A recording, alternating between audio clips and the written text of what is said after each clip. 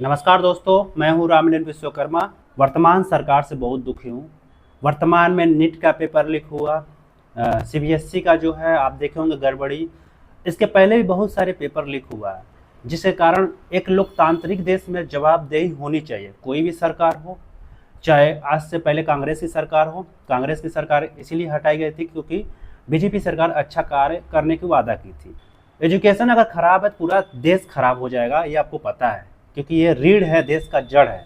Medical system अगर खराब हो जाएगा तो पूरी हेल्थ सिस्टम खराब हो जाएगी। यूजीसी नेट का पेपर का आंसर की रुका हुआ है, मैं खुद देता हूँ वो पेपर। 10 दिन में आंसर किया जाता है, लेकिन आज हो गया 20 दिन के करीब, उसका आंसर की नहीं आया। ठीक है, उसमें भी सोशियोलॉजी कह रहा हूँ पेपर लीक है। हर चीज में लीक हो रहा है तो जवाबदेही होनी चाहिए ना। अगर जवाबदेही नहीं है तो सिस्टम कोलैप्स है।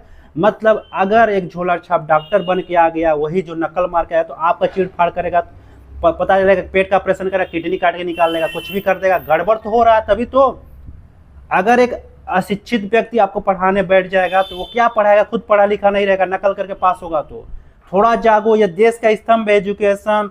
अगर आपका मेडिकल हेल्थ, ये चीजें अगर सही नहीं है, कम से कम ये 2 चीजें सही नहीं है, तो आपका देश आने वाले समय में क्या कहते हैं, झोला छाप डॉक्टर और अनपढ़ जो है शिक्षक होने के कारण अनपढ़ जो है बच्चे होंगे, जिसके कारण आपका भी देश उस कैटेगरी में आएगा जिस कैटेगरी में अभी पाकिस्तान को अब गिनते हो आने वाले कुछ साल बाद।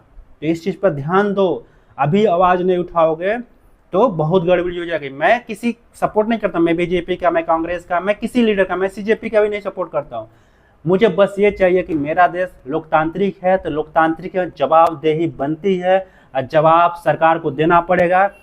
जैसे प्रधान हैं उनको इस्तीफा देना चाहिए कि हाँ गलतियां हुई हैं, जो भी उनको है वो करना चाहिए। मैं तो बोलता हूँ इस्तीफा दो, क्योंकि इतने पेपर लीक हो रहे हैं, ये गलत है।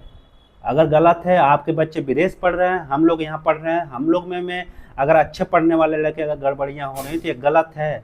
इसका जवाबदेही सरकार को होना चाहिए।